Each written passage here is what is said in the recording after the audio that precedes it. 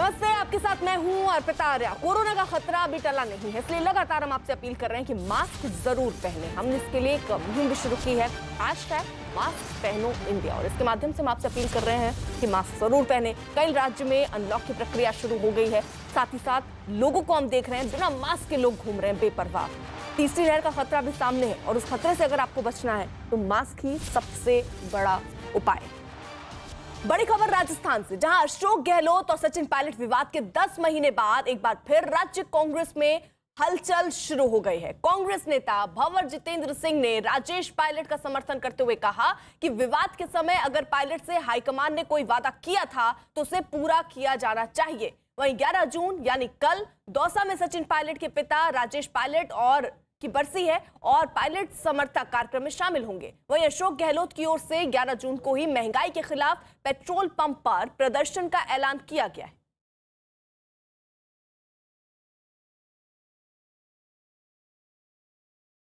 जो भी कोई बात हुई होगी हाईकमांड से या जो इंचार्ज जनरल सेक्रेटरी से जो भी है, उनको पूरा ज़रूर, जो अगर कोई बात हुई है तो उसको ज़रूर पूरा भी करना चाहिए, उसके लिए बात नहीं है। और मेरे ख्याल से उनने वो बात उठाई है तो उसके अंदर कोई बुरे मानने की बात नहीं है कि कोई बात है तो उनको पूरा नहीं करी है तो वो बात उठा सकते हैं, उसमें मेरे ख्याल से उसमें कोई वो बात नहीं। जैसे मैंने आपको पहले भी बताया कि कांग्रेस पार्टी इस बात को कहती है कि आपके अंदर कोई बात है, आप कोई कार्यकर्ता है, वो स्वतंत्र है अपनी बात कहने के लिए। वहीं कांग्रेस विधायक वेद प्रकाश सोलंकी का भी सचिन पायलट के समर्थन में बयान आया है। बाबा साहब ने कहा था कि जब तक हमारे लोग इन कमेटियों में नहीं होंगे, पहले भी कहा था, कल भी मैंने कह रहा था, क्या गलती है टीकाराम जूली की, वचनलाल जाटव जी को कमेटी में नहीं लिया था? क्या सुभाष गर्ग जैसे लोग ही हैं क्या? वो ज़्यादा समझते हैं क्या? वही राजस्थान की राजनीति को ज़्यादा समझते हैं कि दोनों कमेटी में ले लिया? क्या कमी है? जितने भी गलत काम हुए हैं, SC/ST समुदाय के विपरीत जितने भी काम हुए हैं, उसमें सुभाष गर्ग जी मिले हुए हैं। इस वक्त दो सहयोगी हमारे साथ मौजूद हैं। जयपुर से भवानी हमारे साथ मौजूद है और दिल्ली से अरुण सिंह हमारे साथ मौजूद है। पहले ये जरा तस्वीर समझ लेते हैं कि हो क्या रहा है राजस्थान में। भवानी से। भवानी, देखिए, अब जो इतने दिन से सचिन पायलट चुप थे, उन्होंने एक तरह से मुखर हो गए। उनके जो समर्थक हैं वो सामने आ गए। हालांकि सचिन पायलट खुद कैमरे के सामने नहीं आ रहे, लेकिन 3 बातें उन्होंने मुख्य तौर पर रखी है। उन्होंने कहा है कि 10 महीने से जो सुलह कमेटी बनी हुई थी, एक भी मीटिंग नहीं हुई है। सुलह, जब पंजाब के मामले में 10 दिन में फैसला हो सकता है तो राजस्थान में 10 महीने का इंतजार क्यों? तो पार्टी हाईकमान इस पर फैसला करे। एक दूसरा, वो ये चाहते हैं कि राजस्थान में पॉलिटिकल अपॉइंटमेंट, उनका सबसे बड़ा आरोप है कि जब ब्यूरोक्रेट के पॉलिटिकल अपॉइंटमेंट दिए जा रहे हैं तो कांग्रेस कार्यकर्ताओं और नेताओं के क्यों नहीं? तो पॉलिटिकल अपॉइंटमेंट तत्काल करें। तीसरा, मंत्रिमंडल का विस्तार करें, वो ये चाहते हैं। और उनकी सबसे बड़ी मांग है कि सत्ता और संगठन दोनों में उनकी बराबर की भागीदारी हो। जो मांगे उनकी पहले भी थी, जब पिछले साल उन्होंने बगावत की थी। अब इस बार नया ये है कि अभी एक साल हो चुका है। कल वही दिन है जब राजेश पायलट की, उनके पिता की बरसी है, और तब 1 साल पहले उसी दिन बगावत हुई थी जब पायलट समर्थक वहां से दौसा से इकट्ठे होकर मानेसर पहुंच गए थे। कल फिर कोशिश है उनकी ओर से, उनके समर्थक, जिससे कि वो अपनी ताकत दिखा सके कि उनके समर्थक साथ है। अब की बार सचिन पायलट ये कोशिश कर रहे हैं कि अशोक गहलोत कैंप के विधायक हैं वो आगे आए, वो आगे आकर बोलें। वो उनको उम्मीद इसलिए है कि पैंडेमिक के दौरान जहां लोगों के अंदर जो काम नहीं होने की वजह से नाराजगी रही पिछले 10 महीने में, क्योंकि गहलोत समर्थकों को भी मौका मंत्रिमंडल के अंदर नहीं मिला या अपॉइंटमेंट में नहीं मिला, वो भी अपने अपने तरीके से नाराज है, तो वो इस कोशिश के अंदर है। फिर सबसे बड़ा टर्न ये है कि भंवर जितेंद्र सिंह राजस्थान में तीसरा बड़ा चेहरा है पायलट और गहलोत के बाद में। तो भंवर जितेंद्र सिंह पायलट के समर्थन में आ गए। अभी तक वो साइलेंट थे, अभी तक चुप थे, तो उनके आने से पायलट का जो दावा है और मजबूत हुआ। वो उनके समर्थन में खड़े हैं। तो पायलट ये कोशिश कर रहे हैं, दबाव बनाने की कोशिश कर रहे हैं, ये कोशिश उनकी ओर से। दूसरी तरफ से गहलोत कैंप की ओर से अशोक गहलोत सबसे पहले जो तात्कालिक संकट उनको नजर आ रहा है उससे निपटने के लिए ये कोशिश की जा रही है कि जो सचिन पायलट कैंप के विधायक हैं उनसे संपर्क साधा जा रहा है। 2 विधायकों से संपर्क साधा गया। उनको ये कोशिश की जा रही है कि ये मैसेज दिया जा सके, उनको पाले में आकर उनका स्टेटमेंट शाम तक जारी कराने की कोशिश होगी। उसमें विश्वेंद्र सिंह बड़े नेता है, उनसे कोशिश की जा रही है। इसके अलावा जो अशोक गहलोत कोशिश कर रहे हैं कि उनकी सरकार पर अगर कहीं पर भी ये संदेश नहीं जाए कि अशोक गहलोत की सरकार सचिन पायलट की वजह से क्राइसिस में या उनके पास में कम हो सकते हैं विधायकों की संख्या। इसके लिए भारतीय ट्राइबल पार्टी के 2 विधायक हैं जिन्होंने पिछली बार समर्थन दिया था लेकिन बाद में समर्थन वापस ले लिया था, वो नाराज थे।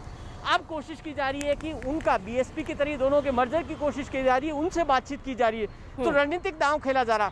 फिर कल अशोक गहलोत ने प्लान कर लिया जो कांग्रेस की ओर से पेट्रोल पंपों पर प्रदर्शन का, जिससे कि पायलट के समर्थन में लोग आगे नहीं आए या कल ये संदेश नहीं जाए कि लोग वहां जा रहे हैं। हालांकि सचिन पायलट भी कल का शो ऑफ स्ट्रेंथ तभी करेंगे जब उनके पास में ज्यादा संख्या के अंदर विधायक होंगे, नहीं तो वो नहीं तो नहीं करेंगे। अभी तक इसका खुलासा हुआ नहीं है। जी, यानी अरुण, अगर एक बार रिश्ते में गांठ पड़ जाए तो वो रहेगी, यानी गहलोत और पायलट के बीच जो चल रहा था वो अभी भी देखने को मिल रहा है।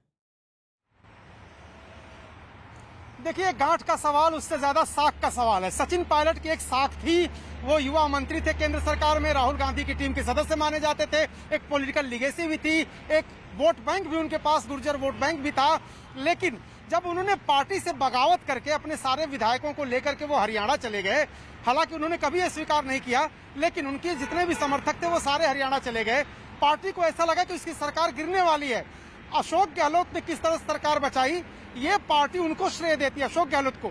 खुद अशोक गहलोत भी कहते हैं कि सचिन पायलट ने मेरी सरकार को गिराने में कोई कोर कसर नहीं छोड़ी। अगर 10 विधायक और उनके पास हो जाते, 28-30 विधायक हो जाते, तो मेरी सरकार गिर जाती और बीजेपी की सरकार बन जाती। तो जो साख थी सचिन पायलट की, वो उन्होंने खो दी। साख जब एक बार कोई व्यक्ति पार्टी में खो देता है तो फिर उसके हर कदम को शंका की नजर से देखा जाता है, और जो जीतता है यानी अशोक गहलोत, उनको दरकिनार कर पाना, उनको नजरअंदाज कर पाना पार्टी के केंद्रीय नेतृत्व के लिए भी आसान नहीं होता है। यही वजह है कि आप देखेंगे केंद्रीय नेतृत्व या जो सुलह कमेटी है वो अशोक गहलोत की तरफ झुकी हुई आपको दिखाई देगी, क्योंकि सचिन पायलट की जो साख थी उसको वो बरकरार नहीं रख पाए हैं। जैसा कि मैं कह रहा हूं कि केंद्रीय नेतृत्व उनको भूमिका देना चाहता है, लेकिन एक कूलिंग ऑफ पीरियड है। ऐसा नहीं है कि आपने बगावत की, आपने गुस्सा दिखाया और तुरंत आपको नवाज दिया जाए किसी पद से, और उसके बाद आप या पूरी पार्टी में संदेश जाए कि जो पार्टी से बगावत नहीं करेगा, जो चुपचाप बैठा रहेगा, अपना काम करता रहेगा, उसको कुछ नहीं मिलने वाला है। जो बगावत करेगा, गुस्सा दिखाएगा, उसको मिलने वाला है। इसीलिए सचिन पायलट को अभी कूलिंग ऑफ पीरियड में पार्टी ने कई महीनों से रखा हुआ है। ठीक है अरुण सर, रहिए आप साथ। देखिए, हालांकि कांग्रेस नेता गोविंद सिंह ने अशोक गहलोत और सचिन पायलट के बीच विवाद पर बनाई गई कमेटी के बारे में बोलने से इनकार कर दिया। मेरी सबसे होती है, आपसे भी दिन में 4 बार होती है, अजय माकन जी से होती है, मुख्यमंत्री जी से होती है, पायलट साहब से होती है, सब पार्टी के लीडर से, हमारे और विपक्ष के लीडरों से भी बातें होती रहती है, ऐसी कोई बात नहीं है। लेकिन जो मेरे क्षेत्राधिकार में है, मैं उसी प्रश्न का जवाब देता हूं। भवानी, जो सियासी हलचल अब शुरू हुई है राजस्थान में, ये किस दिशा में बढ़ती हुई आगे नजर आ रही है? देखिए, इस पूरे विवाद के 2 मसले, जो एक अरुण बात कर रहे हैं, साख का सवाल, सचिन पायलट के सामने जाहिर तौर पर साख का सवाल खड़ा हुआ, लेकिन साख से ज्यादा बीजेपी के, कांग्रेस के सामने सचिन पायलट बड़ी मजबूरी है। मजबूरी इसलिए है कि सचिन पायलट राजस्थान में पॉपुलर फेस है, भले ही उनके साथ में विधायकों की संख्या कम हो, लेकिन ईस्टर्न राजस्थान का वो इलाका है जहां पर सिर्फ और सिर्फ सचिन पायलट की वजह से कांग्रेस मजबूत है। अभी जब किसान आंदोलन के दौरान जो कांग्रेस ने रैलियां प्लान की, तो सिर्फ राहुल गांधी को बुलाया था अलग अलग क्षेत्रों में अशोक गहलोत ने, लेकिन उनमें भीड़ नहीं आई थी। और सचिन पायलट ने जहाँ रैलियां की थी ईस्टर्न राजस्थान में, बम पर भीड़ आई थी। यानी कि राजस्थान में कांग्रेस में सबसे पॉपुलर फेस है, भले ही अशोक गहलोत मुख्यमंत्री हो। तो ये पार्टी हाईकमान भी जानता है कि सचिन पायलट को इग्नोर करना आसान नहीं है। दूसरा कारण ये है कि न सिर्फ Rajasthan, Gurjar vote bank Rajasthan, NCR, Haryana, Madhya Pradesh और उत्तर प्रदेश जहां पर अभी एक साल बाद में इलेक्शन होने, वहां सचिन पायलट की अहम भूमिका, क्योंकि कांग्रेस के पास में ऐसे नेता नहीं है, इतने बड़े कद्दावर नेता जो जिनका थोड़ा जिनका ऐसा आधार हो, जिनकी वजह से भीड़ इकट्ठी हो या लोग सुनने के लिए आते हो और जो वोट में तब्दील कर सके। तो कांग्रेस की सचिन पायलट बहुत बड़ी मजबूरी है। अशोक गहलोत किसी कीमत पर नहीं चाहते हैं कि सचिन पायलट के साथ कोई भी समझौता हो। वो ये भी नहीं चाहते हैं कि सचिन पायलट पार्टी के अंदर रहें, तब भी नहीं चाहते थे। पार्टी हाईकमान में प्रियंका गांधी के दखल के बाद में पिछली बार उनको रोका गया था, जब उनके साथ में जो सुलह कमेटी ने जो समझौता किया था, तब अशोक गहलोत एग्री नहीं थे। अशोक गहलोत ने यहाँ पर संदेश भी दे दिया था, वो नाराज भी हो गए थे कि सचिन पायलट को जाने दो, उनके समर्थक सरकार में बचा लूंगा। उसके बावजूद इन तमाम, अभी भी सरकार बचाने में अशोक गहलोत सक्षम है, विधायक को जुगाड़ कर सकते हैं, सारी व्यवस्था कम हो तब भी कर सकते हैं। उसके बावजूद सचिन पायलट को रोकना कांग्रेस के अंदर आज की तारीख में कांग्रेस की सबसे बड़ी मजबूरी है। जी अरुण, अभी हाईकमान की तरफ से, कांग्रेस हाईकमान की तरफ से कुछ कहा गया इस बाबत? देखिए, औपचारिक रूप से कुछ नहीं कहा गया, लेकिन बातचीत में जैसा कि मैं बता रहा हूं आपको कि ऐसा नहीं कि सचिन पायलट को कोई पद नहीं देना है या उनके लोगों को मंत्रिमंडल में शामिल नहीं करना है, लेकिन गला दबा के आपने अपना काम करवा लिया, ये संदेश कम से कम केंद्रीय नेतृत्व नहीं देना चाहता। और इसीलिए उसी वक्त ये फैसला हो गया था कि अशोक गहलोत की सरकार चाहे भले बची हो, लेकिन उसमें अगर सचिन पायलट का खेमा वापस नहीं आया होता तो मुश्किल हो सकती थी, या फिर बीजेपी के पास और ऑप्शन हो सकते थे।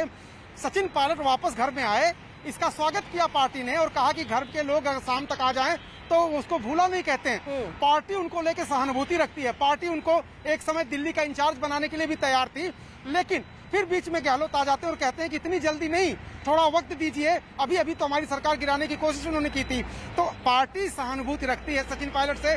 भवानी एकदम सही कह रहे हैं, पार्टी चाहती है उनको यूटिलाइज करना, पार्टी इसलिए भी उनको रखना चाहती है क्योंकि एक बड़ा वोट बैंक उनके साथ जुड़ा हुआ है, लेकिन तुरंत फुरत में कोई फैसला पार्टी नहीं ले रही थी। और एक जो समय व्यतीत किया जा रहा है ताकि उनको जब रिस्पॉन्सिबिलिटी दी जाए तो न गहलोत नाराज हो और न ही कोई संकट खड़ा हो और दोनों धड़ों को बैलेंस किया जा सके। केंद्रीय नेतृत्व सचिन पायलट को एकोमोडेट करने के लिए तैयार है, लेकिन वक्त का इंतजार है। भवानी, सब जो कुछ चल रहा है सियासत में राजस्थान के, उसका असर अब क्या होगा आने वाले दिनों में, हम क्या देख सकते हैं? और सचिन पायलट अगर ये कर रहे हैं तो क्यों?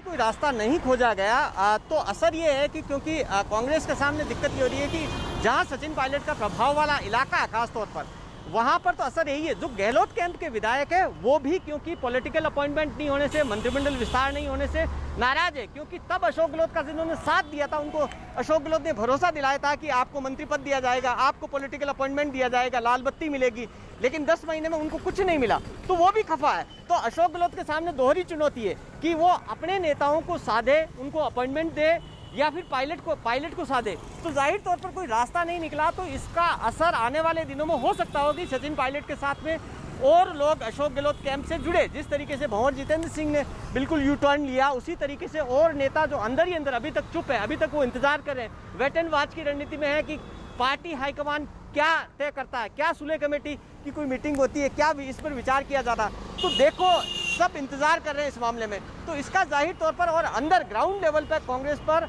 बड़ा असर पड़ रहा है कि अगर दोनों के बीच में कोई रास्ता नहीं निकाला गया तो आने वाले दिनों में असंतोष ज्यादा बड़ा हो सकता है। जी अरुण, भंवर जितेंद्र सिंह ने जो ये यू टर्न लिया है उसका क्या असर पड़ सकता है?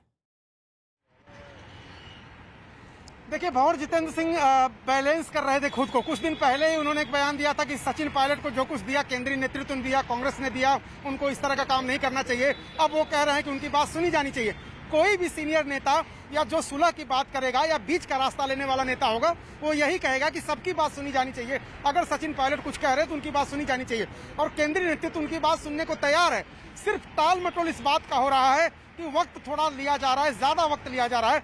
सचिन पायलट अधीर हैं, क्योंकि सचिन पायलट जब अपने क्षेत्र में जाते हैं, जब अपने विधायकों के पास जाते हैं, तो उनको जवाब देना पड़ता है कि आखिर एक नेता का रसूख क्या होता है। अगर वो अपनी बात मनवाने के लिए तैयार हो और उसके पास प्रेशर भी हो, लेकिन केंद्रीय नेतृत्व मान नहीं रहा हो, तो उसकी साख अपने समर्थकों में, अपने वोट बैंक में, अपने लोगों में गिरती है। सचिन पायलट इसीलिए चाहते हैं कि जल्दी से जल्दी या तो उनको कोई पद दिया जाए, या जब मंत्रिमंडल विस्तार होता है तो उनके समर्थकों को मंत्रालय में लिया जाए, या फिर पॉलिटिकल अपॉइंटमेंट की बात जो कर रहे हैं भवानी, उसमें एकोमोडेट किया जाए। देखिए, संगठन का जब में बदलाव हुआ था तो सचिन पायलट के गुट को अहमियत दी गई थी। कांग्रेस कह रही कि ऐसे ही जब मंत्रिमंडल में विस्तार होगा तो भी उनको अहमियत दी जाएगी और उनको भूमिका भी दी जाएगी। लेकिन जैसा कि मैं कह रहा हूँ, जल्दबाजी में नहीं, सही वक्त का इंतजार कांग्रेस पार्टी का आलाकमान कर रहा है। भवानी, अगर दिल्ली हाईकमान की ओर से न्योता आता है तो क्या ये संभावना है कि पायलट जा सकते हैं अपने समर्थकों के साथ? देखिए, बिल्कुल पायलट इसी का इंतजार कर रहे हैं कि उनका जो अभी जो मैसेज देने का मतलब ही यही था, ये बताना चाहते थे कि पंजाब के मामले में फैसला कर रहे हैं तो राजस्थान के मामले में क्यों नहीं। तो यही चाहते हैं कि दिल्ली की ओर से कोई संदेश आए, मैसेज आए, बुलावा आए, और सुलह कमेटी का मतलब ही हुआ है कि टॉप 3 लीडर तो वो ये तय करें। जो कमेटी बनी हुई है उसके अंदर अहमद पटेल अभी रहे नहीं है, 2 नेता हैं, और अब अशोक गहलोत का काफ़ी दबाव है। तो ऐसी स्थिति में वो चाहते हैं कि एक बार मीटिंग हो, उनकी बात तो सुनिए, वो सुनी जाए। और बात सुनने का मतलब ये है कि बात केवल कोई छोटी मोटी ग्रीवेंसेस नहीं है, उनकी सबसे बड़ी डिमांड है कि राजस्थान के अंदर उनकी भागीदारी सत्ता और संगठन के अंदर बराबर की हो, उनका कद हो। कल हमारी जब बात हो रही थी तो सचिन पायलट इसी बात पर कह रहे थे कि नेता का रसूख इसी पर टिका हुआ है कि अगर एक कद नहीं होता तो जाहिर तौर पर काफ़ी मुश्किल होती, चिंताजनक स्थिति है। और 10 महीने बीत चुके हैं, वो कह रहे हैं कि पार्टी कितना वक्त लेगी, और 10 महीने में पार्टी के लिए उन्होंने, जब किसान आंदोलन हुआ तो पार्टी के लिए उन्होंने रैलियां की। पैंडेमिक के दौरान सबसे ज़्यादा वो कह रहे हैं कि उनके समर्थकों ने टीम बनाकर एक पायलट की टीम बनी स्पेशली, जो इस दौरान पैंडेमिक के दौरान मदद कर रही थी। तो वो कह रहे हैं सबसे ज़्यादा हमने काम किया, पार्टी के लिए काम किया, लोगों के लिए काम किया। इस 10 महीनों में अशोक गहलोत सरकार के खिलाफ कभी नहीं बोले, कभी कोई बगावत की बात नहीं की, उसके बावजूद पार्टी धैर्य की परीक्षा ले रही है। और अब इसलिए दबाव का सही मौका देख रहे हैं वो कि अगर इस वक्त नहीं होते तो जाहिर तौर पर वो आगे की जो रणनीति अपना रहे हैं कि आज फैसला नहीं होता तो उनको आगे का स्टेप, अगर पार्टी फैसला नहीं करती है तो मोर्चा बनाने पे विचार कर सकते हैं, लेकिन उसके लिए भी अगर ज्यादा इंतजार करते हैं तो देरी हो सकती है। जी ठीक है, आप दोनों बहुत बहुत शुक्रिया आप दोनों का साथ में जुड़ने के लिए। और इसी बीच एक और बड़ी खबर आ रही है बिहार से, जहां एनडीए से जुड़े नेताओं के बयानों से नई सियासी हलचल शुरू हो गई। एनडीए में शामिल जीतन राम मांझी की पार्टी हिंदुस्तानी आवाम मोर्चा ने एनडीए के दलों के बीच एक कोऑर्डिनेशन कमेटी बनाने की मांग की। वहीं बीजेपी और जेडीयू की तरफ से कुछ बयान भी अब सामने आने लगे।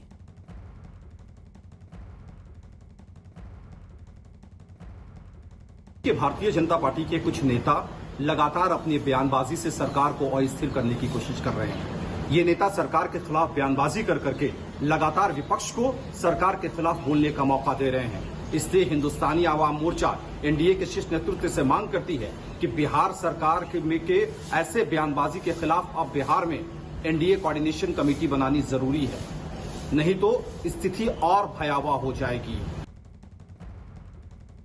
हर बात को हमेशा उठाने की जरूरत नहीं है। अब अभी इस सवाल का कोई मतलब नहीं। कोई सवाल मन में अगर आए तो इंटरनल फोरम पर सवालों को उठाना चाहिए। सरकार अकेले जेडीयू की नहीं है, सरकार अकेले बीजेपी की नहीं है, और भी पार्टी है जेडीयू बीजेपी के अलावा, सब लोगों को मिलाकर सरकार है। तो कहीं कुछ कमी है, उसको दूर करने की जवाबदेही सबकी है। इसी बीच एक बड़ी खबर आ रही है सुशांत केस से जुड़ी हुई, और ये बड़ी खबर कि दिल्ली हाईकोर्ट में सुशांत के पिता की याचिका खारिज हो गई है। तो बड़ी खबर इस वक्त दिल्ली हाईकोर्ट का सुशांत पर बन रही जो फिल्म है उस पर रोक लगाने की मांग की गई थी उनके पिता के द्वारा, जिसको फिलहाल अब खारिज किया गया है। तो बड़ी खबर, दिल्ली हाईकोर्ट में सुशांत के पिता की याचिका खारिज हुई है और दिल्ली हाईकोर्ट का फिल्म पर रोक लगाने से इनकार हुआ है। आपको बता दें, इससे पहले सुशांत के पिता ने रोक लगाने की मांग की थी कि फिल्म पर रोक लगे जो सुशांत के ऊपर बन रही है, लेकिन अब हाईकोर्ट की तरफ से ये याचिका जो सुशांत के पिता ने दाखिल की थी उसे खारिज कर दिया गया है, यानी फिल्म पर अब कोई रोक नहीं रहेगी। इस रोक लगाने से हाईकोर्ट ने इनकार कर दिया है। तो बड़ी खबर इस वक्त सुशांत केस से जुड़ी हुई, जहां पर सुशांत के पिता ने एक याचिका दाखिल की थी दिल्ली हाईकोर्ट में, जिसमें यह अपील की गई थी कि जो फिल्म है उस पर रोक लगाई जाए, लेकिन कोर्ट ने इससे इनकार कर दिया है। अमित हमारे साथ, हमारे सहयोगी जुड़ चुके हैं अपडेट के साथ। अमित जी अर्पिता, दरअसल द फिल्म न्याय द जस्टिस पर रोक लगाने की मांग की गई थी। दिवंगत फिल्म अभिनेता सुशांत सिंह राजपूत के पिता ने ये याचिका लगाई थी, जिस पर दिल्ली हाईकोर्ट ने रोक लगा दिया है। केवल इसी फिल्म को लेकर नहीं, इसके अलावा भी कई फिल्में थीं और जिस पर दिवंगत बॉलीवुड अभिनेता सुशांत सिंह राजपूत के पिता कृष्ण किशोर सिंह ने मांग की थी कि सुशांत सिंह राजपूत से मिलता जुलता कोई भी किरदार पर अगर फिल्म बनाया जाता है तो सबसे पहले उन्हें दिखाया जाए, उसके बाद उनसे इजाजत ली जाए कि फिल्म को रिलीज करना है या नहीं, उसके बाद ही बिना उनके कंसर्न के फिल्म रिलीज नहीं किया जाएगा। तो इस पूरे मामले पर दिल्ली हाईकोर्ट ने अपना फैसला सुना दिया है। दिल्ली हाईकोर्ट ने साफ साफ लफ्जों में कहा है कि जो फिल्म अभी फिलहाल रिलीज होनी है न्याय द जस्टिस, वो फिल्म रिलीज होगी। जी, तो फिलहाल याचिका सुशांत के पिता की हाईकोर्ट की तरफ से खारिज हो गई और फिल्म पर रोक लगाने से कोर्ट ने इनकार कर दिया है। और बात बिहार की कर लेते हैं, जहां से बड़ी खबर थी, जहां एनडीए से जुड़े नेताओं के बयान से नई सियासी हलचल अब बिहार में शुरू हो गई है। एनडीए में शामिल जीतन राम मांझी की पार्टी हिंदुस्तानी आवाम मोर्चा ने एनडीए के दलों के बीच एक कोऑर्डिनेशन कमेटी बनाने की मांग की। वहीं बीजेपी और जेडीयू की तरफ से कुछ अब बयान भी सामने आ रहे हैं, जिसमें जेडीयू के अपने तर्क हैं और यहां बीजेपी का अपना तर्क दिखता नजर आ रहा है। कुछ खास सहयोगी भी इस वक्त साथ हैं। चंद्रमोहन कुमार इससे थोड़ी देर में पटना से हमारे साथ जुड़ जाएंगे। अमिताभ सिन्हा इस वक्त हमारे साथ जुड़ चुके हैं न्यूज रूम से। अमिताभ जी, इन बयानों का इस समय कोई खास मतलब आने का? देखिए, दो ही चीज़ होती है जब ऐसे बयान निकलते हैं। या तो एक साल के बाद अपनी अनदेखी महसूस कर रहे हैं ये छोटे दल जो है एनडीए के गठबंधन दल, या फिर ये नीतीश कुमार और जो बीजेपी के बीच जो तालमेल चल रहा है एक साल से, उसको लेकर भी हो सकता है कि कहीं ना कहीं से उनको इशारा हुआ हो ये तमाम चीज़ों को उठाने का। क्योंकि ये राजनीति है और राजनीति में सारी अटकलें ही होती हैं। लेकिन सबसे बड़ी बात हो सकती है, अनदेखी से परेशान हो सकते हैं ये अपने इलाके के लिए और अपने सरकार में ज़्यादा रिप्रेजेंटेशन के लिए। इसलिए एनडीए कोऑर्डिनेशन कमेटी की बात कर रहे हैं। क्योंकि अगर 2005 से लेकर अब तक देखें, 20 साल, बीच में 2 साल 2.5 साल के अगर आरजेडी जेडीयू गठबंधन को छोड़ दिया जाए तो पूरे समय एनडीए बीजेपी और जेडीयू का गठबंधन रहा है। और 2005 से 10 भी लोगों ने देखा है, 2010 से 14 तक भी, जब नीतीश कुमार उनसे अलग हुए थे 13 तक, तब तक का भी शासन देखा है, उसके बाद अब तक का शासन देखा है। इस बार का फर्क सिर्फ इतना है कि इस बार बीजेपी ज़्यादा संख्या में विधायक जीत कर आए हैं और बीजेपी का इस बार अपर हैंड है। इसलिए हो सकता है कि तमाम दलों में थोड़ी कसमसाहट हो, अपनी मर्जी से कई दल काम नहीं कर पा रहे हों, बीजेपी का कई चीज़ों पर वीटो लग रहा हो, और शायद यही कसमसाहट है कि तमाम दलों को अब अपनी आवाज़ उठानी एनडीए कोऑर्डिनेशन कमेटी के माध्यम से उनकी आवाज़ उठाकर ये कहनी पड़ रही है ताकि उनकी आवाज़ भी सुनी जाए। ये उनके कहने का मतलब है और अपने मुताबिक वो थोड़ा काम कर पाएँ, ये उनके कहने का तात्पर्य हो सकता है। बहरहाल देखते हैं आने वाले दिनों में। लेकिन मुझे लगता है जो उच्च पदस्थ सूत्र हैं जेडीयू में भी और बीजेपी में, उन्हें लगता है कि ये सारे डिमांड जो हैं वो बेमानी है। ऐसे मौके पर हो सकता है उनके अपने कुछ ग्रीवांसेस हो, सारे हम लोग दूर कर लेंगे। ठीक है, चंद्रमोहन भी हमारे साथ जुड़ चुके हैं और चंद्रमोहन से ही समझ लेते हैं कि किस तरह की सियासी हलचल दरअसल बिहार में तेज है। चंद्रमोहन। बिल्कुल, देखिए जिस तरह से हम पार्टी की ओर से कोऑर्डिनेशन कमेटी बनाने की मांग की गई है, इससे साफ जाहिर हो रहा है कि जेडीयू और साथ ही बीजेपी, हम और जो वीआईपी पार्टी है, इन एनडीए के बीच में कहीं ना कहीं आग लगी हुई है और जिसका धुआं सामने दिखाई दे रहा है। और यही वजह है कि हमने कोऑर्डिनेशन कमेटी बनाने की मांग की है। लेकिन इस पर पर्दा भी डालने की कोशिश ज़रूर की जा रही है जेडीयू की ओर से। कल उपेंद्र कुशवाहा ने साफ तौर पर यह कहा कि इस कोऑर्डिनेशन कमेटी बनाने की ज़रूरत नहीं है किसी भी तरह की। अगर किसी को कोई परेशानी हो तो वो इंटरनल बात कर सकता है पार्टी फोरम में, या फिर जो वरीय नेता हैं उनके सामने इन बातों को उठा सकता है। तो जाहिर सी बात है, जिस तरह से हम के तरफ से यह बयान सामने आया और उसके बाद इसको खारिज भी करने की कोशिश की गई, तो इसमें कहीं ना कहीं एनडीए में जो है वो सुगबुगाहट जरूर दिखाई दे रही है। और जीतन राम मांझी का बीच बीच में जिस तरह से बयान आते रहा है, क्योंकि जीतन राम मांझी ने जब बिहार में कोरोना पीक पर था उस समय जीतन राम मांझी ने कहा कि बिहार में अभी इंफ्रास्ट्रक्चर अस्पतालों की सुधारने की ज़रूरत है। सीधे तौर पर अपनी सरकार को ही घेरने की कोशिश कर रहे थे। तो ये भी हो सकता है कि जीतन राम मांझी की पूंछ कम हो गई हो, ऐसे में वो अपनी पूंछ बढ़ाने के लिए, दबदबा बढ़ाने के लिए इस तरह का बयान दे रहे हो। लेकिन जिस तरह से अभी कोऑर्डिनेशन कमेटी बनाने की मांग की जा रही है, कहीं ना कहीं जेडीयू और बीजेपी, साथ ही वीआईपी और हम के बीच में कुछ ना कुछ सुगबुगाहट है। और यही वजह है, कोई तीसरी कहीं खिचड़ी तो नहीं पक रही है। ऐसे में कोऑर्डिनेशन कमेटी बनाने की मांग की गई है।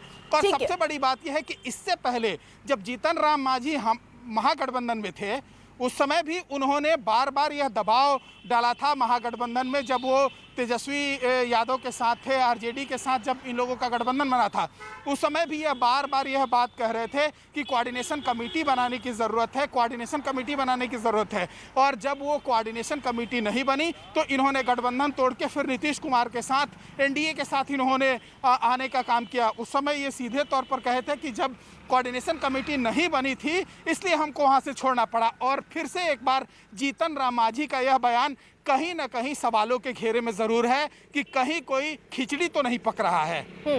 ठीक है, आप रहिए जरा साथ। और इस मामले पर आरजेडी की तरफ से भी बयान आया, वो भी सुन लेते हैं। बिहार की जो एनडीए हुकूमत है, ये जनता में अपनी विश्वास खो दिया है। जनता में विश्वास ही नहीं खोया है, गठबंधन दलों के बीच में विश्वास इन लोगों ने खो दिया है। अब नेतृत्व पर किसी को भरोसा नहीं है, क्योंकि ये नेतृत्व बिहार का बेड़ा गर्क कर दिया है।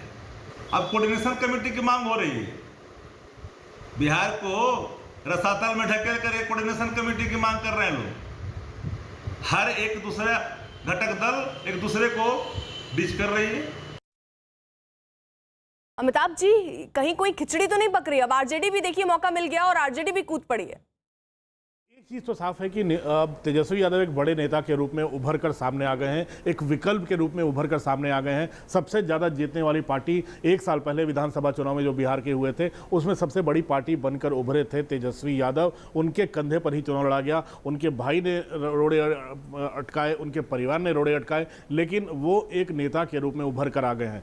ऐसे में जो छोटी पार्टियाँ इस जो पहले भी महागठबंधन का हिस्सा रही हैं, चाहे वो वीआईपी हो चाहे हम पार्टी हो, वो थोड़ी कसमसाहट दिखाकर ये संकेत देने की भी कोशिश करेंगे कि हम उधर मिल जाएंगे तो आपको नुकसान हो जाएगा। तो ये सारा जो गेम सारा खेल है, राजनीतिक संकेत देने का है कि अगर आपने हमारी बात नहीं मानी तो हम उधर भी झुक सकते हैं। इसीलिए आरजेडी इस पूरे मामले में कूदी है। जहां तक कोऑर्डिनेशन कमेटी का मामला है, पहले भी पिछले, क्योंकि 20 साल से नीतीश कुमार क्योंकि अब 20 साल पूरे कर लेंगे, पूरे के पूरे इस बार सत्ता में, इस बार 5 साल अगर कार्यकाल उनका पूरा हो जाता है तो, लेकिन 20 साल में भी कभी उनको कोऑर्डिनेशन कमेटी की उनके और बीजेपी के बीच कभी जरूरत नहीं पड़ी है। आपस में ही सारे नेता बैठकर, वरिष्ठ नेता बैठकर मसले सुलझा लिया करते थे। अभी भी वहाँ प्रभारी हैं भूपेंद्र यादव हैं, नए अध्यक्ष बने हैं संजय जायसवाल, वो भी लगातार बिहार में ही बने रहते हैं। बिहार से कई बार सांसद भी संजय जायसवाल चुनकर आए हैं, तो दिल्ली और पटना की राजनीति भी समझते हैं।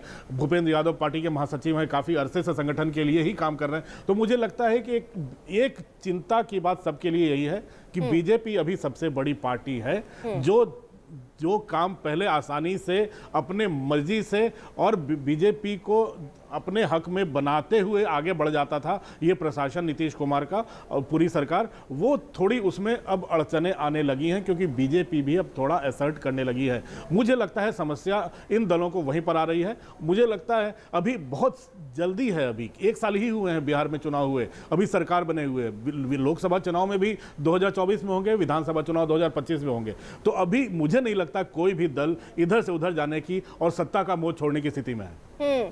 लेकिन चंद्रमोहन, अगर स्वर उठ रहे हैं तो उनको शांत करना भी जिम्मेदारी बन जाती है। उसकी तरफ कोई कदम उठाया जा रहा है क्या? जाहिर सी बात है, जब एक दल की ओर से जो एनडीए में है उसकी तरफ से यह मांग की जा रही है कि कोऑर्डिनेशन कमेटी बननी चाहिए, ऐसे में पार्टी के जो शीर्ष नेता हैं ज़रूर इसको लेकर कदम उठाएंगे। हालांकि यह पार्टी के बाहर या फिर मीडिया में इस बात की चर्चा सामने नहीं आए, लेकिन इस बात की ज़रूर आशंका है और ये भी है कि नेता भी जाहिर कर रहे हैं, भले वो दबे जुबान से ही क्यों ना हो, लेकिन इसको लेकर बड़े नेता जो हैं सभी दलों के, वो ज़रूर बात करेंगे कि आखिर क्या वजह है। क्योंकि आपने देखा होगा पहले बीजेपी के जो एमएलसी थे उन्होंने नीतीश कुमार पर उंगली उठाई, यहाँ तक कि जेल भिजवा देने की बात की, और उसके बाद जेडीयू के दबाव में बीजेपी को उनके पार्टी से बाहर का रास्ता दिखाना पड़ा। और फिर संजय जायसवाल ने, जो बीजेपी के प्रदेश अध्यक्ष हैं, उन्होंने ही अपने अधिकारियों और सरकार पर सवाल खड़े किए। तो ऐसे में उस समय जेडीयू का बयान कुछ सामने नहीं आया था, लेकिन जिस तरह से एक तरफ वार और पलटवार का दौर चल रहा है, भले बिना नाम लिए ही नेता एक दूसरे के ऊपर वार कर रहे हों, ऐसे में ज़रूर यह संकेत मिल रहे हैं कि आने वाले दिनों में ये बड़े जो नेता हैं सभी घटक दल के, उनकी एक बैठक हो और इसमें यह निर्णय लिया जाए कि किसी तरह का छींटाकशी अपनी ही सरकार पर भारी पड़ सकती है। रही सर आप साथ, वहीं देखिए इस पूरे मामले पर अब कांग्रेस भी कूद पड़ी। बीजेपी की जो स्टेट की लीडरशिप है वो गाहे बगाहे नीतीश कुमार जी के कार्यशैली पर, लॉ एंड ऑर्डर को लेकर, कभी किसी और मामले को लेकर ओपनली बोल रहे हैं। कई बार तो मुख्यमंत्री के खिलाफ खुलेआम बयानबाजी होती है। परिस्थितियां बनाई जा रही हैं कि या तो नीतीश कुमार जी खुद इस्तीफा देके भाग जाएं, या सरकार इतनी अस्थिर हो जाए, लाचार हो जाए नीतीश कुमार, उन्हें खुद कहना पड़ेगा भैया मेरे बस का चीज़ अब नहीं है। अमिताभ जी, जो भी खींचतान ये चल रही है बिहार की राजनीति में, इसमें कांग्रेस और आरजेडी को जरूर मौके मिल गए हैं तीर चलाने के। बिल्कुल बिल्कुल आरजेडी और कांग्रेस को मौका मिल गया है क्योंकि जिसे कहते हैं ना, सत्ता में हाथ में आते आते निकल गई तेजस्वी यादव के हाथ से। अगर कांग्रेस थोड़ा भी बेहतर परफॉर्म करती, जितनी सीटें ली थी, अगर उसमें से चंद सीटें ही कांग्रेस जीत पाई और सारा तेजस्वी की उम्मीदें धरी की धरी रह गई थी, तो वो महागठबंधन जो था वो अगर माना जाए तो सिर्फ कांग्रेस के बहुत ही बुरे परफॉर्मेंस के कारण ही सत्ता में नहीं आ पाया। तो अब दोनों कोई ना कोई पैतरा ये देख रहे हैं, क्योंकि महागठबंधन के हिस्सा थे हम पार्टी, जीतन राम मांझी, जिनकी एक पॉकेट में ठीक ठाक उनका वोट बैंक है। अगर वीआईपी पार्टी की बात करें तो उस पार्टी का भी कुछ उत्तरी बिहार के कुछ इलाकों में, कुछ खास इलाकों में वोट बैंक है कुछ जातियों का। तो इन दोनों को मिलाकर ही मुझे लगता है एनडीए ने कई सीटें अपनी पुख्ता की थी। भले ही उसके बदले उन पार्टियों को भी, बीजेपी और एनडीए को, जेडीयू को काफ़ी सीटें देनी पड़ी थी, लेकिन अब तक जहां बात है, उन सीटों के बदले 1 साल हो गया है, अब नीतीश कुमार सत्ता चला रहे हैं। मैंने बार बार यही कहा कि अब लगता है बार्गेनिंग की पोजीशन थोड़ी, जैसे जैसे सत्ता में आते हैं और काम शुरू होता है, थोड़ा पहले अनदेखी महसूस करने लगते हैं अगर आप बार्गेन नहीं कर पाते। मुझे लगता है जीतन राम मांझी और वीआईपी पार्टी अगर इस तरह के बयान दे रहे हैं तो वो अपनी ताकत दिखाने की कोशिश कर रहे हैं और ये संकेत देने की कोशिश कर रहे हैं कि अगर आपने नहीं पूछा तो मुझे पूछने वाले और भी हैं। चंद्रमोहन, अभी तक क्या किसी और बड़े नेता की प्रतिक्रिया इस संदर्भ में आई क्या? बिल्कुल, देखिए, बड़े नेता तो अभी तक खुलकर सामने नहीं आए हैं, लेकिन दबी जुबान से यह बात जरूर आ रही है कि जिस तरह से एक दल के नेता दूसरे दल पर उंगली उठा रहे हैं और दूसरे दल के नेता किसी तीसरे दल पर उंगली उठा रहे हैं, इसको लेकर समन्वय बनाने की ज़रूरत है। और हो सकता है कि आने वाले दिनों में समन्वय बनाने की कोशिश भी की जाए, जिसको लेकर उपेंद्र कुशवाहा ने कल संकेत भी दिए। उन्होंने साफ तौर पर यह कहा कि अगर किसी को कोई परेशानी है तो वो अपनी बात उठा सकता है, लेकिन जो फोरम है, पार्टी है, उसके अंदर में बात उठाए और शीर्ष नेताओं के सामने बात जाकर रख सकता है। ऐसे में इस बात से इनकार नहीं किया जा सकता है कि आने वाले दिनों में इन जो चारों घटक दल हैं, इनके शीर्ष नेताओं की बैठक हो और उसमें इस बात पर भी विराम लगाने की कोशिश की जाए कि एक दूसरे पर छींटाकशी या उंगली उठाना ठीक नहीं होगा, क्योंकि इससे विपक्ष को मौका मिलेगा और सरकार को बार बार वो कटघरे में खड़े करती रहेगी। ऐसे में आने वाले दिनों में इन लोगों के बीच में बैठक भी हो सकती है, जो अब तक खुले तौर पर जाहिर करने की कोशिश ना तो बीजेपी ने किया है, ना जेडीयू ने किया है, ना हमने किया है और न ही वीआईपी ने किया है। लेकिन हम के तरफ से यह ज़रूर कहा जा रहा है कि कोऑर्डिनेशन कमेटी बनाने की ज़रूरत है और अगर किसी को भी कोई ज़रूरत पड़े तो उस बीच जाकर अपना बात रख सके और फिर उस बातों को सुलझाया जा सके। तो इस बात के संकेत भी मिल रहे हैं कि आने वाले दिनों में बड़े नेताओं की एक बड़ी बैठक हो सकती है। अमिताभ जी, पिछली बार भी जीतन राम मांझी ने एक कोऑर्डिनेशन कमेटी बनाने के लिए कहा था, इस बार फिर वो कह रहे हैं, पिछली बार नहीं बना तो वो पार्टी छोड़कर चले गए थे। इस बार देखिए, इस बार संकेत तो दे रहे हैं, लेकिन पिछली बार उनके पास मौका था क्योंकि चुनाव पास थे, सरकार डावाडोल थी, चुनाव पास थे, तब वो बार्गेनिंग की स्थिति में थे। अभी बार्गेनिंग किधर कर पाएंगे वो? अगर सत्ता छोड़ते हैं तो सत्ता जाने का भी काफ़ी कष्ट होता है, क्योंकि उनके कोटे से मंत्री भी हैं, उनके कोटे से विधान परिषद में भी लोग, उनके परिवार के लोग गए हैं। तो मुझे लगता है कि फिलहाल वो बार्गेनिंग करने की स्थिति में है और मुझे लगता है कि अगर जीतन राम मांझी और वीआईपी पार्टी अगर इस तरह अगर जो दो छोटी पार्टियां एनडीए के हिस्सा हैं, अगर ये बार्गेन करने की कोशिश कर रहे हैं या फिर कोऑर्डिनेशन कमेटी की मांग कर रहे हैं, तो मुझे लगता है नीतीश कुमार जल्दी ही आएंगे सामने और कुछ ना कुछ इनका समाधान जरूर निकालेंगे, क्योंकि नीतीश कुमार बहुत राजनीति के इस फन में काफ़ी माहिर हैं कि कैसे सबको मिला जुलाकर आगे बढ़ना है। 20 साल की सत्ता अगर उनकी चली है तो ये भली भांति नीतीश कुमार जानते हैं कि इनको कैसे काबू में करना है, इनको कैसे आगे लेकर साथ चलना है। चंद्रमोहन, जेडीयू की तरफ से तो बयान आ गया, आरजेडी, कांग्रेस, सबका, लेकिन क्या बीजेपी की तरफ से अभी तक कोई बयान आया?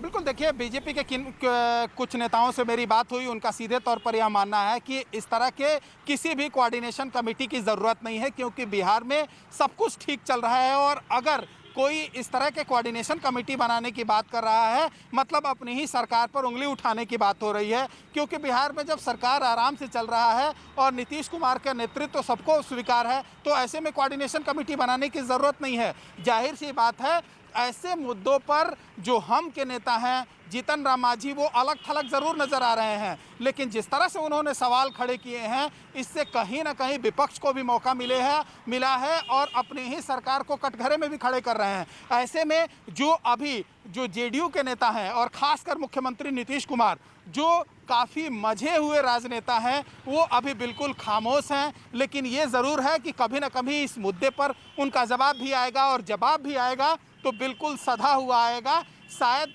इन जो भी सवाल उठाने वाले लोग हैं उनके मुंह को बंद कराने के लिए, क्योंकि इससे पहले भी कई बार जब सवाल उठे हैं तो नीतीश कुमार ने सीधे तौर पर दो टूक जवाब देकर सबको खामोश कर दिया है। ऐसे में कुछ दिन इंतज़ार करना होगा कि आखिर अब आगे क्या होता है, क्योंकि जिस तरह से एनडीए में सवाल उठ रहे हैं, पहले आपको याद होगा कि आज से कुछ दिन पहले मुकेश सहनी जीतन राम मांझी से मिलने गए थे और उसके बाद फिर सरकार पर उंगलियां उठी थी और अब कोऑर्डिनेशन कमेटी बनाने की मांग हो रही है। तो जाहिर सी बात है इस पर जो पार्टी के शीर्ष नेतृत्व के लोग हैं वो ज़रूर सोचेंगे और जिस दिन भी मुख्यमंत्री नीतीश कुमार का जवाब आएगा शायद वो सधा हुआ होगा और उसके बाद सभी लोगों के मुँह बंद हो सकते हैं।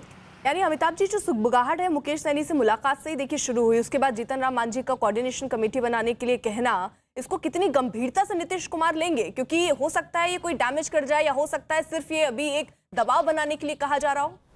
देखिए फिलहाल तो दबाव बनाने के लिए कहा जा रहा है और कौन जानता है कि इस मांग के पीछे किसकी सहमति हो और इस मांग के पीछे किसका हाथ हो। राजनीति में बड़े दांव पेच होते हैं और कौन किसके पीछे है बिल्कुल पता नहीं चलता। हो सकता है कि कुछ जो गठबंधन के कुछ दल हैं वो कुछ दल मिलकर बीजेपी पर दबाव बनाना चाहते हो ताकि बीजेपी थोड़ा बैकफुट पर रहे पूरी सरकार में। बीजेपी कह रही है कि अभी एनडीए की कोऑर्डिनेशन कमेटी की जरूरत नहीं है। नीतीश कुमार जिनको कहा जा सकता है कि काफ़ी ताकत इस बार कमी है, नीतीश कुमार भी काफ़ी खुलकर इस पर फैसले लेने में हिचक रहे हैं क्योंकि बीजेपी का लगातार दबाव है, चाहे तमाम डेवलपमेंट की पॉलिसीज हो चाहे किसी भी मुद्दे पर हो। तो मुझे लगता है कि राजनीति के दांव पेच हैं। अगर दो छोटे दल लगातार आवाज़ उठा रहे हैं, जीतन राम मांझी लगातार आवाज़ उठा रहे हैं और नीतीश कुमार सुन रहे हैं, तो मेरे ख्याल से अभी नीतीश कुमार इस चीज़ को और बढ़ने के मूड देने के मूड में है और मुझे लगता है जल्द ही नीतीश कुमार कोई ना कोई नीतीश कुमार के वन लाइनर सामने आ जाएंगे। नीतीश कुमार हो सकता है जीतन राम मांझी को किसी शाम को अपने घर पर खाने पर बुला लें। मुझे लगता है इन सब चीज़ों में ज़्यादा मुश्किल नहीं है क्योंकि सरकार बने हुए सिर्फ 1 साल हुआ है और मुझे लगता है चंद्रमोहन भी इस बात को जानते हैं कि 1 साल में कोई भी पार्टी सत्ता छोड़कर बाहर विपक्ष में बैठना पसंद नहीं करेगी। बिल्कुल, आप दोनों का बहुत बहुत शुक्रिया जुड़ने के लिए। और अब बड़ी खबर पंजाब से आ रही है, जल्दी से उसका रुख भी कर लेते हैं। पंजाब के पटियाला में नवजोत सिंह सिद्धू के समर्थकों ने राज्य के मुख्यमंत्री कैप्टन अमरिंदर सिंह के घर के सामने सिद्धू के समर्थन में पोस्टर लगा दिए। इससे पहले कैप्टन अमरिंदर सिंह के समर्थकों ने राज्य के कई जिलों में कैप्टन के समर्थन में पोस्टर लगाए थे और यही नहीं, ये पोस्टर अमृतसर में भी सिद्धू के घर के बाहर देखे गए। तो पंजाब के पटियाला में नवजोत सिंह सिद्धू के समर्थकों ने राज्य के मुख्यमंत्री कैप्टन अमरिंदर सिंह के घर के सामने सिद्धू के समर्थन में पोस्टर लगाए और इससे पहले ये पोस्टर वॉर जो चल रहा है उसमें कैप्टन अमरिंदर सिंह के समर्थकों ने राज्य के कई जिलों में कैप्टन के समर्थन में पोस्टर लगाए थे और यही नहीं, ये पोस्टर अमृतसर में भी सिद्धू के घर के बाहर देखे गए थे। तो पोस्टर वॉर शुरू हो चुका है पंजाब कांग्रेस में। पिछले कई दिनों से कैप्टन अमरिंदर सिंह के समर्थकों ने पंजाब के कई जिलों में पंजाब द कैप्टन के पोस्टर लगाए। वहीं अमृतसर में भी नवजोत सिंह सिद्धू के घर के बाहर भी ये पोस्टर देखने को मिले और आज नवजोत सिंह सिद्धू के समर्थकों ने तो पटियाला में कैप्टन अमरिंदर सिंह के घर के सामने नवजोत सिंह सिद्धू के समर्थन में पोस्टर लगाए।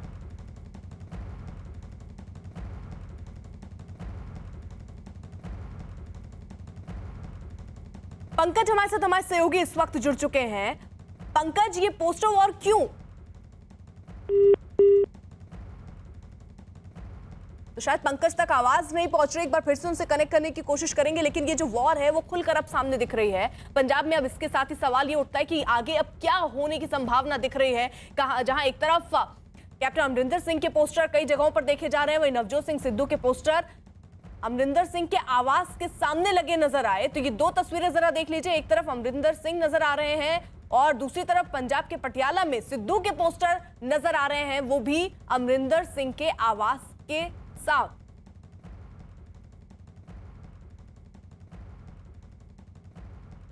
तो बड़ी खबर इस वक्त पंजाब से आ रही है जहां पर लगातार ये देखने को मिल रहा है। वार पलटवार का खेल भी चल रहा है। पंजाब के पटियाला में नवजोत सिंह सिद्धू के समर्थकों ने राज्य के मुख्यमंत्री कैप्टन अमरिंदर सिंह के घर के सामने ये बड़े बड़े पोस्टर नवजोत सिंह सिद्धू के लगा दिए हैं, और वहीं दूसरी तरफ कैप्टन अमरिंदर सिंह के पोस्टर भी इससे पहले लगाए गए थे। पंकज हमारे साथ जुड़ चुके हैं अपडेट के साथ। पंकज, देखिए, कैप्टन अमरिंदर सिंह और नवजोत सिंह सिद्धू पिछले 1 साल से आमने सामने नजर आ रहे हैं। नवजोत सिंह सिद्धू लगातार ट्विटर के जरिए कैप्टन अमरिंदर सिंह पर निशाना साध रहे थे, तो इसी को लेकर कांग्रेस ने एक हाई लेवल की कमेटी बनाई थी। मल्लिकार्जुन खड़गे की अगुवाई में कमेटी बनी थी, जिसमें सभी विधायकों, मंत्रियों और मेंबर पार्लियामेंट ने अपनी बात रखी और ये कहा गया कि सिद्धू को एडजस्ट किया जाएगा, सिद्धू को डिप्टी सीएम या अध्यक्ष के तौर पर लगाया जा सकता है। लेकिन अब बावजूद इसके जब कमेटी अपनी रिपोर्ट सबमिट करने वाली है, तो आज तस्वीर पटियाला से सामने आई है। पटियाला में पोस्टर जो है वो, जो पटियाला कैप्टन अमरिंदर सिंह का घर है, वहां पर नवजोत सिंह सिद्धू के पोस्टर लगे हैं, उनके समर्थकों ने पोस्टर लगाए हैं और कैप्टन अमरिंदर सिंह पर निशाना साधते हुए कहा है कि पूरा पंजाब जो है वो गुरु साहब की बेअदबी को लेकर इंसाफ मांग रहा है।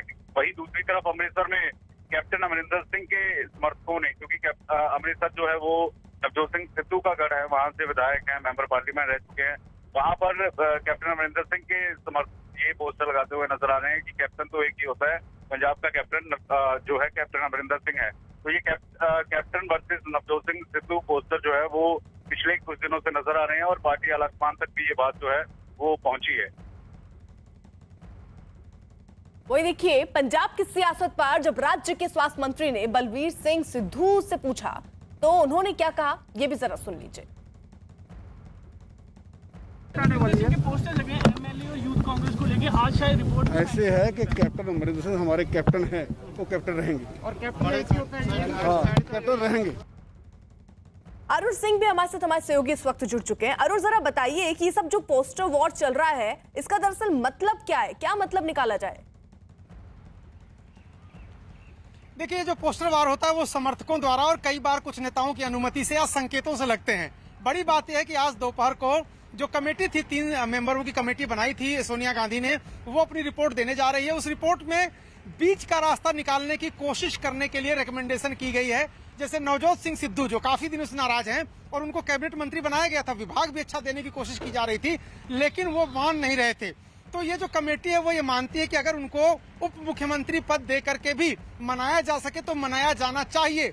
अब ये अलग बात है कि कैप्टन कतई नहीं चाहते कि उनके मुख्यमंत्री पद को किसी तरह कोई चुनौती मिले। उप मुख्यमंत्री का कोई ऐसा पद नहीं होता, एक सजावटी पद ही होता है, एक तरह से होते वो दरअसल कैबिनेट मिनिस्टर ही होते हैं, लेकिन फिर भी उप मुख्यमंत्री का पद एक रसूख का हो जाता है।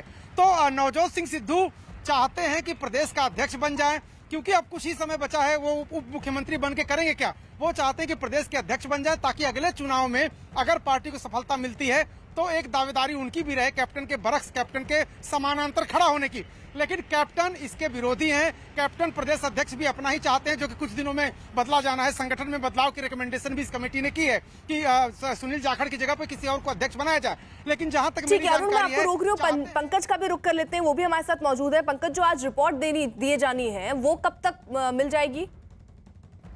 देखिए, अब आखिरी मीटिंग जो है वो कमेटी के तीनों मेंबर कर रहे हैं और 12:30-1 बजे के करीब रिपोर्ट जो है वो सोनिया गांधी को दी जा सकती है। और इसमें ज्यादातर विधायक जो थे कमेटी के सामने पेश हुए थे, उन्होंने कैप्टन अमरिंदर सिंह की अफसरशाही और ड्रग्स के मुद्दे को लेकर, बेअदबी को मुद्दे को लेकर खिलाफत की थी। और ये लेकिन जब भी विधायकों से पूछा गया कि कैप्टन अमरिंदर सिंह के अलावा दूसरा चेहरा कौन है, तो किसी ने भी दूसरा चेहरा नाम नहीं दिया। लेकिन दूसरी तरफ जब नवजोत सिंह सिद्धू से पूछा गया, नवजोत सिंह सिद्धू कमेटी के सामने ये बात रखते हुए नजर आए हैं कि बेअदबी मामले को लेकर, ड्रग्स मामले को लेकर कैप्टन अमरिंदर सिंह ने एक्शन नहीं लिया है और इससे चुनाव जो है वो हारा भी जा सकता है।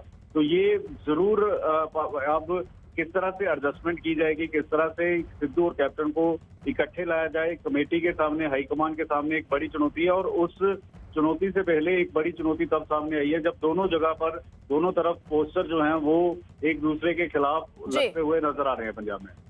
तो कुल मिलाकर अब किस तरीके की सियासी हलचल पंजाब में देखी जा रही है, उस पर भी हमारी नजर रहेगी। फिलहाल एक छोटे से ब्रेक के लिए रुक रहे हैं, आप बने रहिए न्यूज़ 18 इंडिया के साथ।